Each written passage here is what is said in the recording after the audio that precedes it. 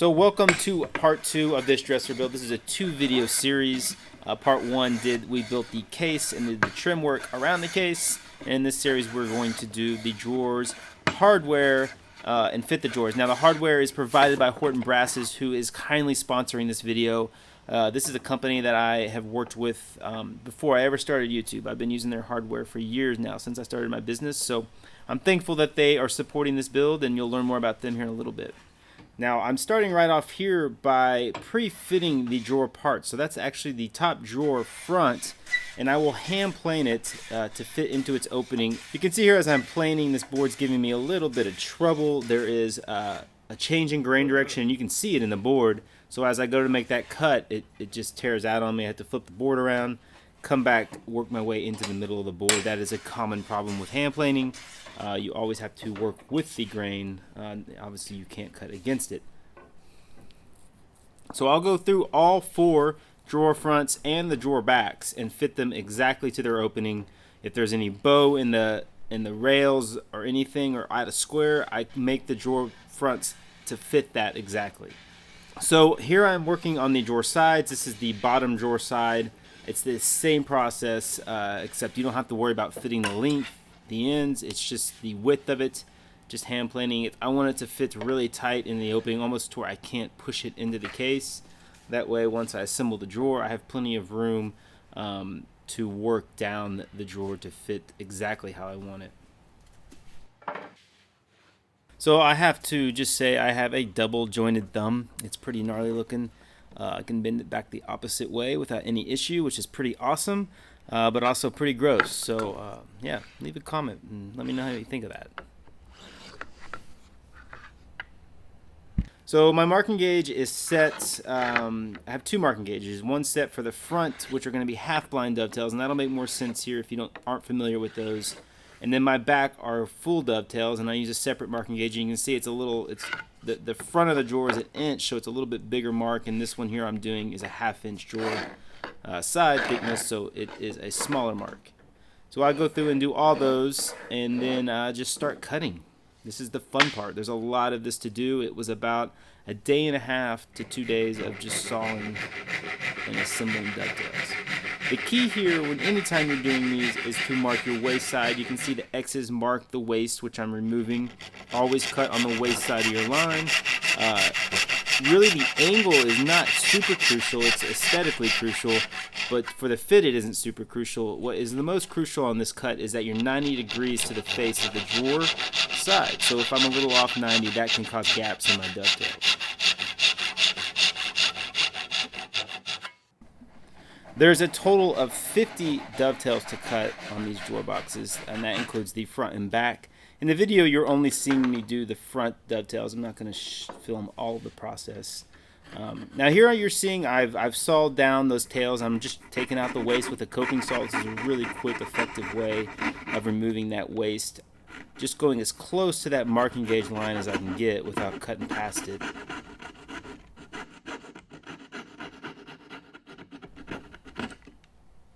And then I come back, I've got a 1/4 inch bench chisel here, and I just chisel back to that marking gauge line. I don't want to go straight into that line on the first cut, because the bevel of the chisel can push it back and actually push past that line, and that is something you do not want to do. So I slowly work back, taking thin cuts of material till I get right to that line, and then I can put the edge of my chisel into the marking line and chisel down.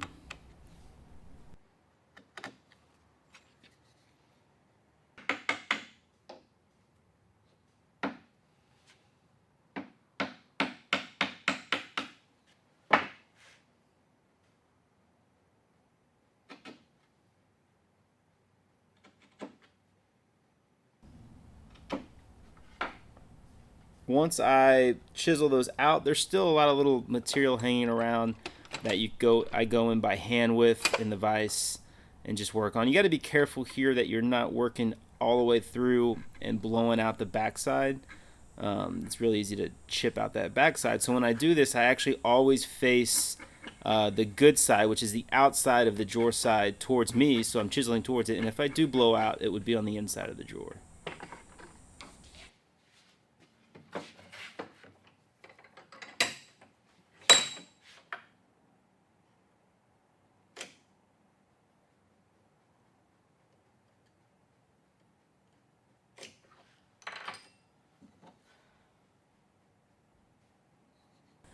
So the last step on the tails is to take off the outside shoulders, outside waist, and I just do that with a handsaw and then come back with a chisel and chisel that shoulder clean. Here I'm adjusting the angle of my dovetail a little bit. You can see I cut off my line, so on the insides you can't really do that, but on the outside you can get a chisel and do that pretty easily. So I like to correct that. Like I said earlier, the angle isn't going to affect your fit, but it is aesthetically going to change the way it looks if you're way off and it's noticeable to the eye. I always check them for square. You don't see it, it's kind of out of the frame there, but I check to make sure my shoulders are square, because that's going to affect how they fit, and it's going to affect if you have any gaps. So the blue tape is a new method I've been using. I learned it from Mike Pekovich. It's basically you tape the ends of your pin boards, which are the front of your drawer and the back of your drawer, and you cut around your dovetails that you've cut, and it's a very accurate transfer of your dovetails to your pin board. It works really well, and I've found that it's improved my dovetails, so I've kind of stuck with it. Now, for those of you who aren't super familiar with dovetails, these are called half blind, so they're not going all the way through the front of the drawer, so you don't see the ends of the dovetails. You can see I'm sawing at an angle here because I don't want to saw all the way through that board. I want to leave a little. There's about a 1/4 inch space where those dovetails will drop in. It'll make more sense here as I assemble it. It's a pretty common way dovetails are cut on drawers. So I'm going to cut this saw curve the best I can at an angle, stopping at my baseline and stopping at my back of my half blind on top of the board. I'll do that on all of these, and then come back and take out the waist. I use a router to take out the waist. I just set it to the depth I need, and it's a pretty fast way to take the waist out. You could chisel the waist out traditionally, that's how it's done, but I find if you have a lot of these to cut, the router is the way to go. It takes it out real quick. I think I'm cutting here with a 3/8 upcut spiral bit, and I did it in several passes.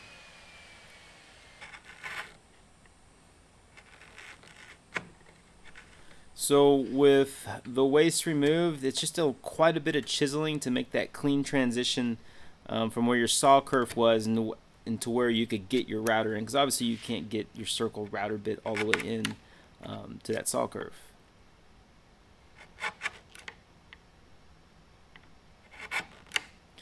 When you cut these, I find it really important to have super sharp chisels, especially when you're going into the end grain right there. It just really helps to get good, accurate work. If you're working with a dull chisel, you're very likely that you're going to split out here or cause more issues. The grain can really cause problems, especially when you're chiseling down on those pins. So sometimes you actually have to go across them like this, like I'm doing right there. If you try to chisel down and the grain's not working, you can split it pretty easily.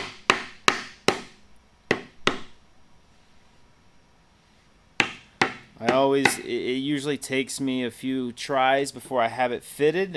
Rarely right off the first one do I get a good tight fit. You're seeing that here. It's a little too tight, so you never want to force those. You'll split and crack things. So what I do is hammer it down as far as I feel like I can, and then take a good look at that pin board. You'll see burnish marks, and those burnish marks are basically where you need to chisel. It tells you where you need to take off material. I probably, on each drawer, each one of these, do this 2 or 3 times. And the mark of a really good craftsman, their dovetails will fit right off the saw, right off the first fit, but I'm not quite there yet.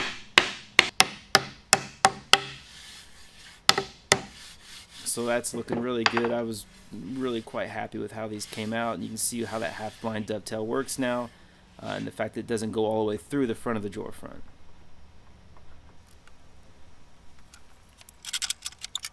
So I always glue mine up. I always glue my dovetails up. I think most people do. There may be some argument to that. I know traditionally a lot of people just assembled them, but I'm putting glue on mine, and I'm putting clamps to pull it all tight. That's just how I operate. So like we said earlier, the drawer fronts are fit tight to the opening. So when I lay out my sides, they'll actually sit a little proud out of the drawer front and back, about a 64th. So that helps me out, one, in clamping, because I can put a caul and I'm pressing those dovetails into the front and backs. It helps me clamp. It also helps out knowing that when I fit the drawer, I know it's not going to be too loose because I can't go too much past what the size of my front drawer front is. So I know that my sides are sticking out a little bit. I have to hand plane those down to the drawer fronts and backs, and then I'm getting real close. If that makes sense, hopefully it does. This is what I'm doing here. I've started hand planing the sides. I actually got several drawers had bowed. The sides were bowed out, so I had to take more material off the middle, and that was a result probably of me putting too much pressure on the clamps. You can see I'm checking it here with a number 7, and I've just got the slight bow in it, and that'll really affect how your drawer slides in the open. You want a flat drawer side that's flat all the way from front to back and from top to bottom as well.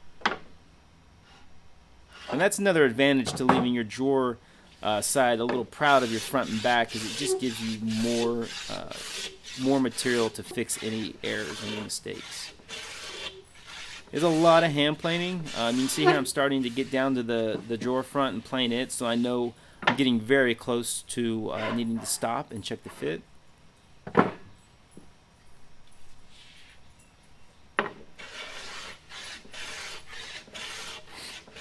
I use my low angle jack plane here because it works great on ingrain, and this is also some tricky quarter-sawn oak. It has a little curl in it, you can see, so I can set a really tight throat, get a sharp blade, and get minimal tear out. So here I'll check the front of the drawer just to make sure it slides in, and it does, and then I'll check the back the same way. I can't fit the drawer in yet because top and bottom, width-wise, if that's making sense, hasn't been planed down, it won't fit. And that's what I'm doing here. I start working on those top edges, just leveling everything out. You shouldn't have to do a lot of leveling, but again, your reference point is your front and back of your drawer because you fitted those to begin with. So you just don't want to take off too material. You want to take your time, take it slow, and fit it as you go.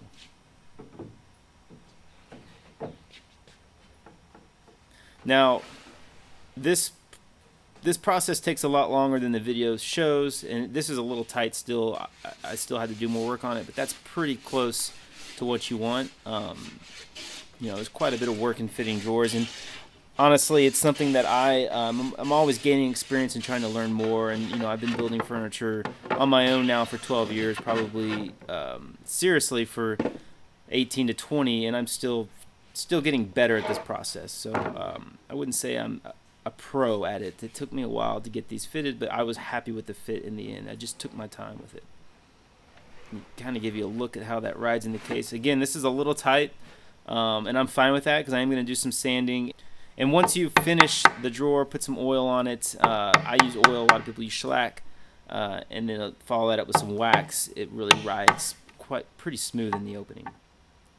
So the next step is to start installing the hardware. Now these are half mortise locks provided by Horton Brassess, who's also sponsoring this video. So I've used Horton Brassess hardware for years now. I used them well before I started YouTube. Very, very good hardware, very good company. It comes fast. They deliver really quick. They're almost like Amazon level. And I've never had any issues with their hardware. I use a lot of their hinges, and it's always been really high quality. The process here obviously is first to chisel out the back side of the drawer where that plate's going to fit. And I just use the router to route out most of the waste and then chisel around to get fine-tune the fit. I've laid it all out with the half mortise lock, so I know exactly where I need to chisel to. Now I flip the drawer upright, and this will make more sense as we go, but I'm taking a little bit off the top edge where it wraps around. This is actually where the bolt comes up out of the lock. And it's the same process. I just route out waste and then take the chisel and kind of work up to my lines with the chisel.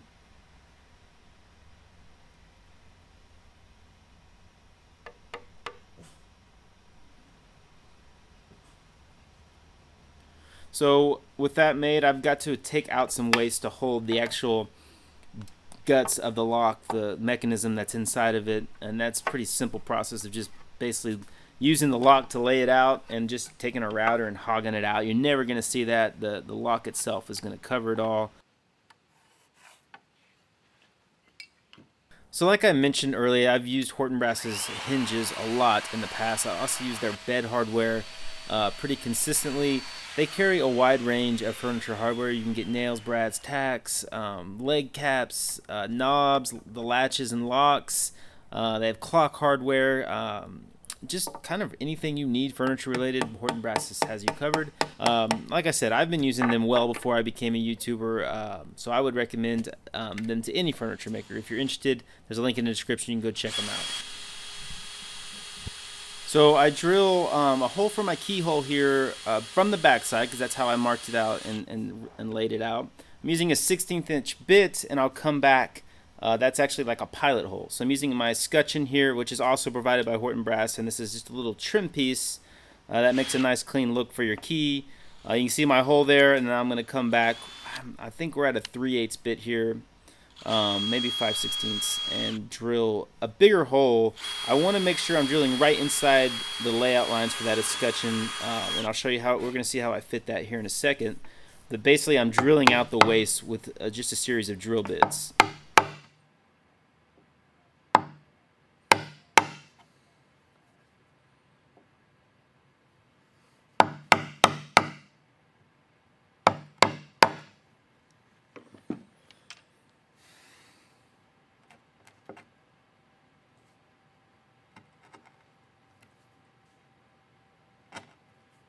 And then what I'll do is I've got my 14-inch Yates sander, which I can tilt on a slight bevel.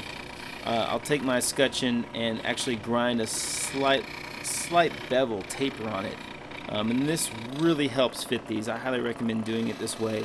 You can't do it all the way on the sander, so I use a file to come back and get in the tight spots. And if you don't have the sander, which I know a lot of you don't, you can just use a file. It's a little time consuming, but it's going to help get a really nice tight fit. One of the helpful things here too is Horton Brass has a wide range of finishes they put on their brass. They do a really good job, and you can see this is a darker finish on this brass. It actually helps because you can leave that dark line at the top, and you know you're right at the size of your escutcheon, and it just hammers in nice and tight. You should have to really hammer hard at it. This is a test fit here. I'll come back and glue it in here in a second with some epoxy.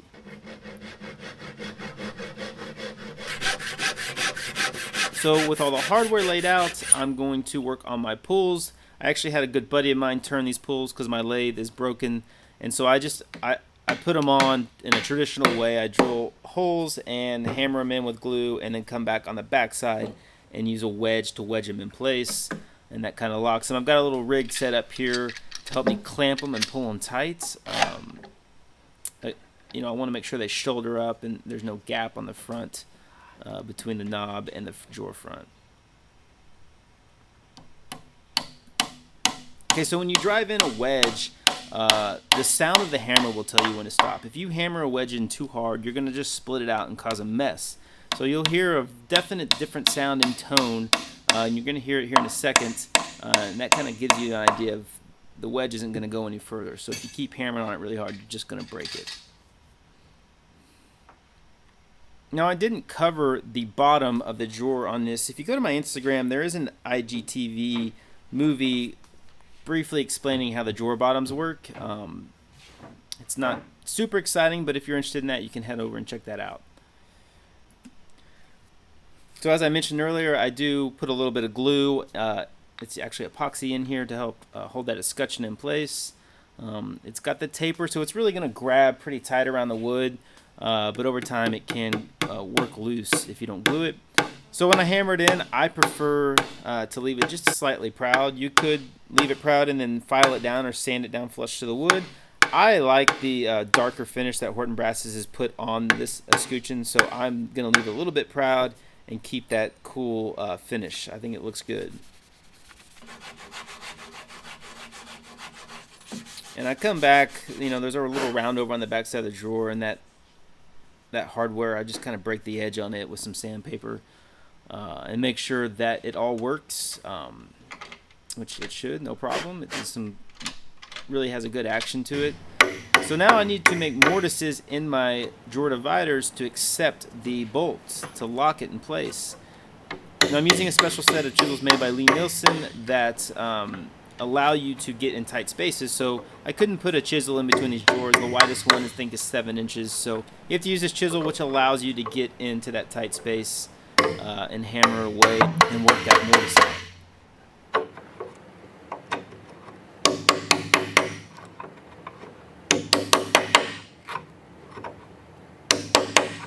So you can see here how I'm having to work in that tight space and how it kind of works. They have a left and right-handed version, so you can kind of go both ways with it.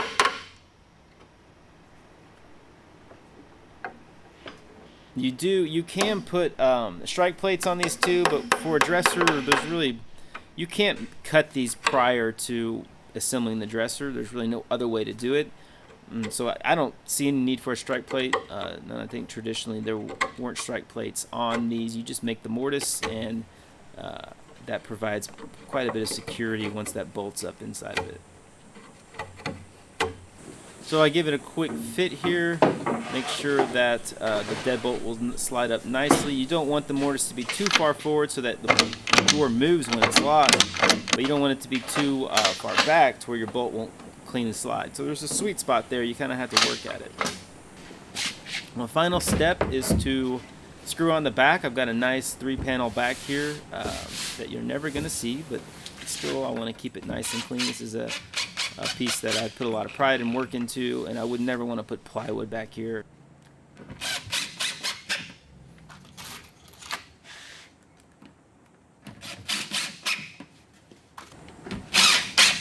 Always sign and date, leave a little note on it. I think it's really important as makers to sign and date our work, so hopefully in 100 years people know where it came from.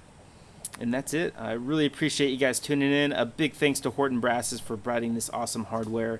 I highly recommend you guys go check them out. The link is in my description. They help provide the content for this video, so I appreciate them, and I appreciate you guys for tuning in. I hope you've enjoyed this build. Please leave some comments and let me know what you think. This is one of the bigger builds I've done on my channel, so I hope you guys learned something, and I'll see you next time.